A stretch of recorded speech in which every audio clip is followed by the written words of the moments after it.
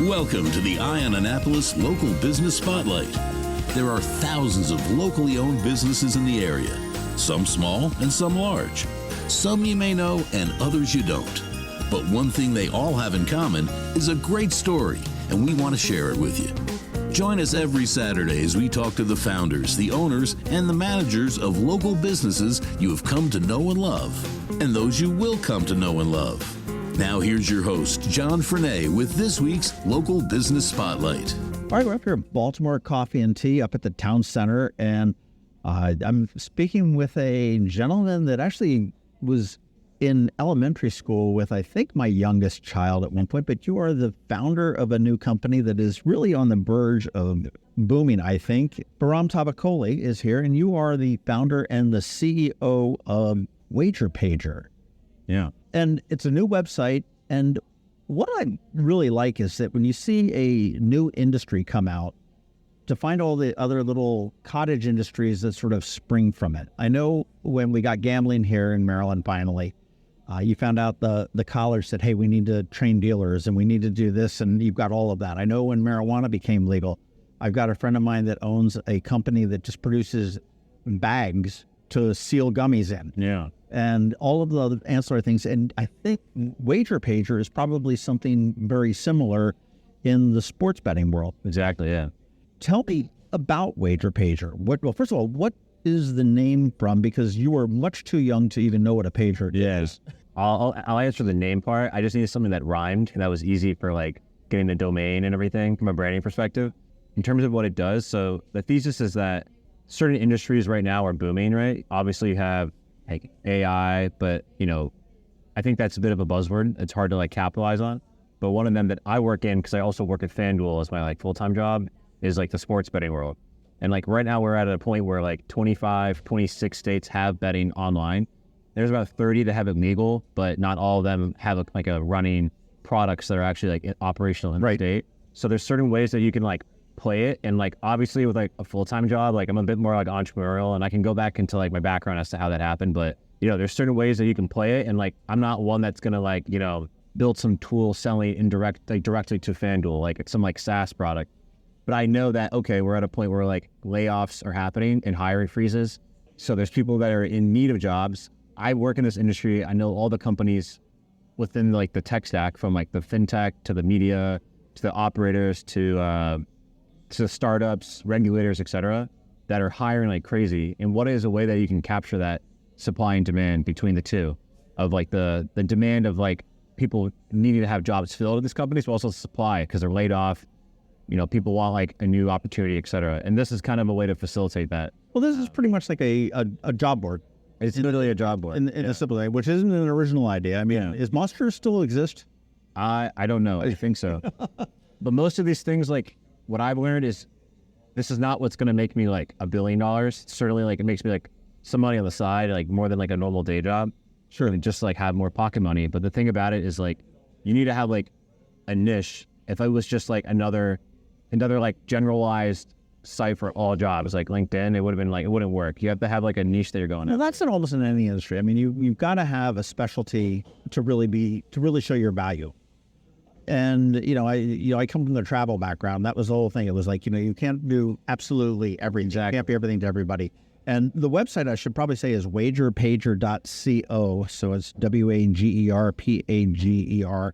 And I was on the website a little bit earlier today, and you have, I'm like, okay, well, let's see how many dozens of jobs he's got. I'm like, no, there's thousands of jobs that are listed. And I had no idea that industry was that big. I mean, my thought was that, okay, you've got the DraftKings and the FanDuels and of the world, and I still don't fully understand it. I did speak with a guy that owns a sports betting bar in D.C., but I just thought that, okay, you develop the app, and it just sort of does its thing.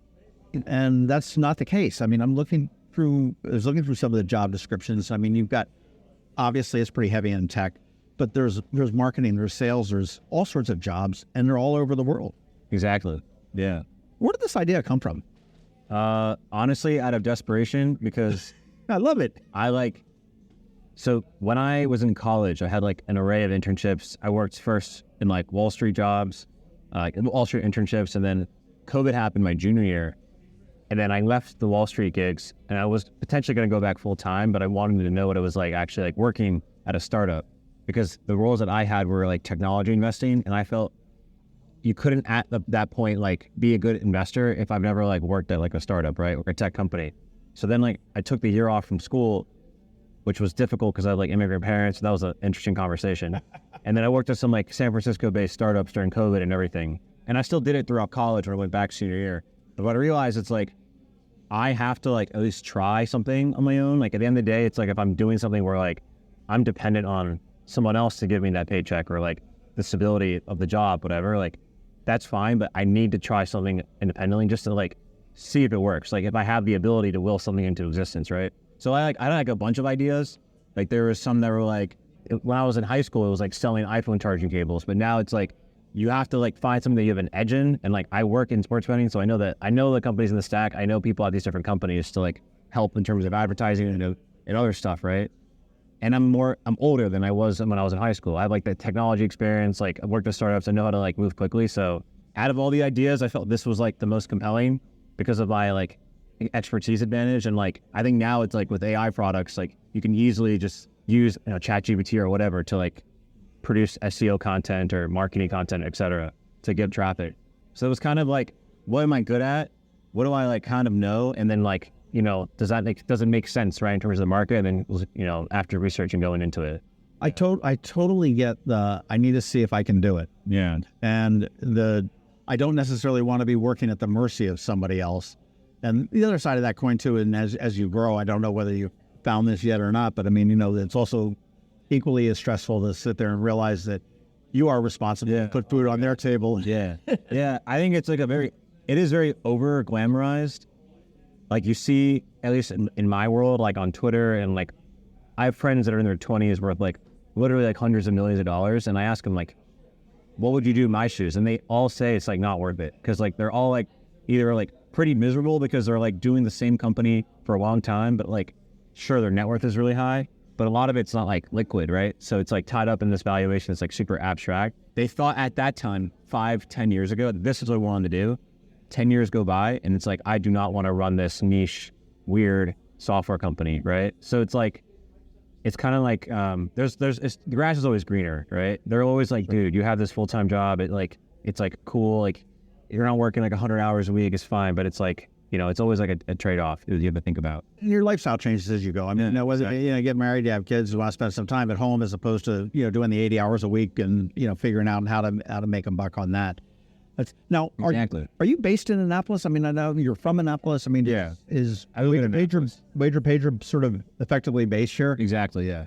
That's cool. Yeah. Well, where are the hot spots as far as what are the hot jobs that are out there now in the sports betting world? Yeah, well, there's like two sides. And this, I should say, are you specifically for sports betting or online sports betting?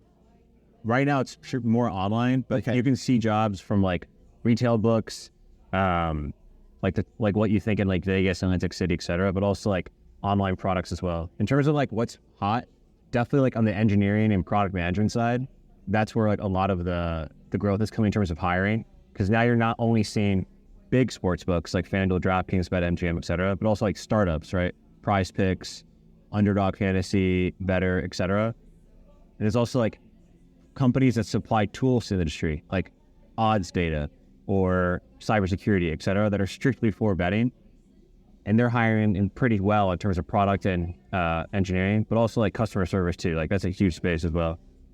And then there's also like retail books, because that's a huge growing thing for like the big sports books. Like going to like a football stadium and seeing like a kiosk so you can bet from like a FanDuel. And that's considered a retail book? Yeah, those are retail products.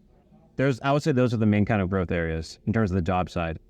Yeah. And they're all over the place. I mean, they could be location specific or remote combinations. Well, right now it's like a lot of it is luckily remote, but in terms of like, if you want to think globally, naturally like England, or really the UK has been like, in Australia have been kind of at the forefront of this because they've had betting legalized for a while. So there are jobs there. That's why if you see like the English Premier League, all the soccer teams have like Bet365 or Bet.us or something on their jerseys. So there's like concentration in Europe, but also like in the US, pretty much every state that's legalized has job openings there. But FanDuel is in New York, DraftKings is in Boston, so there's a high concentration of hiring there. But also think like BetMGM is in Nevada, as is Caesar, so it's really everywhere. But also like Malta, I think Gibraltar is one, because that's Romania too is big. There's a lot of like places all over the world, I would say. Truly a global industry. Yeah, everywhere except Asia and the Arab world, because it's like a bit different there in terms of like culturally and like religiously. But like you can pretty much find jobs everywhere. Canada, even South America, it's a growing ecosystem. Yeah, That's wild. I didn't realize how big this was. yeah. Worldwide for sure. Do you see it never dying out? I was reading an article today, I think it was the Wall Street Journal, that was talking about the craft beer industry and how it was just like this boom, and now it's like shrinking back, and you're seeing all these little craft brewers shutting down, and some being acquired, and by some like the AB InBev and everything else. Do you see this industry at some point constricting, or is this going to keep moving? Yeah, well, it's hard to say because there's like a lot of actors in the space. So think of it like there's operators that are obviously like benefiting from legalization. But why is it happening? The states like love this because for one, tax for one, but it clears up black money or like illegal gambling. So like there's a lot of like, you go like a Shohei Ohtani situation, right? Like if it was potentially legalized in California, it wouldn't have been a situation that would have happened because like there would have been more record keeping and like everything would have been online to catch them. But like who knows how long it was happening for him to eventually be caught, right? But also I think like the states love it, but also the leagues love it. If you have money on the line for like a basketball game, you're gonna be like really, really engaged. So there's like a perfect storm of like the three players that are like wanting to push it to grow, the operators, the leagues, as well as the states. The only like drawback I could see is if like responsible gaming doesn't like get in control of like making sure people that shouldn't be betting are not betting. Right. But I don't really see a catalyst for that unless it becomes like sometimes things slip through the cracks, which I've learned. You can see it online. It happens like, if you're on Twitter or Reddit, you can see stuff like that. But the sports books are pretty good, and they're getting better at like clamping down on that because they don't want to have themselves get like shot in the foot if they see like someone that shouldn't be betting from betting. So I mean, they're looking at their algorithms and and then their profiles and everything else, and the behavior of different bets. That's what my team does at FanDuel, actually. And Yeah, it's to sit there and say, hey, we need to see what's going on here. exactly. And Exactly. what do you do? Cut them off at that point? Just say, or there's like a no tolerance. Like if there's certain like wording that they put and like say they submit a customer service ticket, right? They say certain verbiage like, I need this money to pay my kids stuff, right? We don't know if that's true or not, but we don't want to risk it. Like that's like stuff we don't tolerate. Like boom, immediately the account's like restricted. They can't bet, but also like that's like a kind of direct method, but there's also like our inbound method. There's more of an external process where like some people may go to the state, and then if they want to like opt out, they go to the state, they do a form, and then like all the books, DK, us, etc., will like be forced to like make sure they're not able to bet, so they can't even like log in. So it's like an outbound and inbound process. That's interesting. We got a little bit off topic off of Wager Page there, but I mean, I think it probably goes in there to explain it, and certainly you've got the expertise. I know it's kind of weird. I was talking to like this gentleman that owns the DC sports book, and he was saying that you can't, which I thought this was interesting, that if you're in DC, you can't bet on, say, Georgetown. Oh, really? Because it's within the confines of but you could go to Chevy Chase. Oh, it's totally different. Just right outside and bet on Georgetown, but you couldn't bet on Maryland and Chevy Chase just because of the whole. Yeah. Every state, you can think of it. I'll say this quickly because I know it's a bit off topic, but every state, you can think of it as its own country. There's own rules. New York and New Jersey are super strict, but then you have states like Nevada that have had like rules forever, and it's like a totally different like they don't like, it's like way more like open-minded there. So it's like a totally different like orbit. And like literally if you step into like any reservation, like you can't bet. But if you step off of it, like we have satellites that like with certain technology that we use to like prevent that.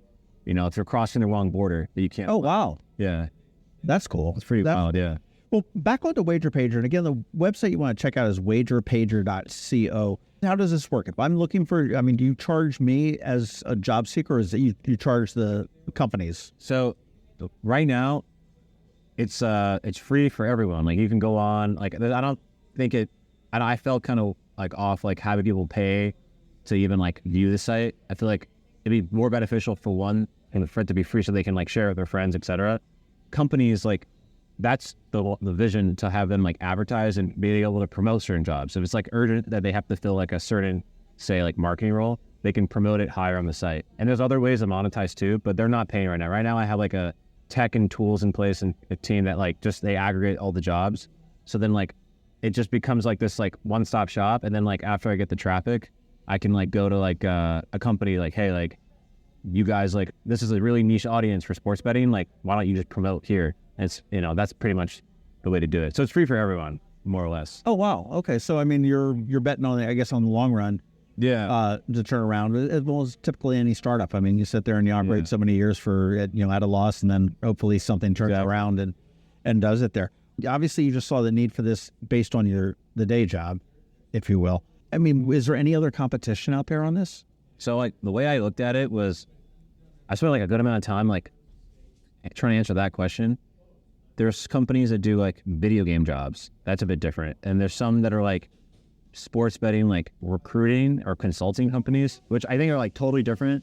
I got like pretty inspired by like, there's this guy named Peter Levels on Twitter. I think he's like this Dutch guy, and he has like all these niche hacker websites, indie hacker websites.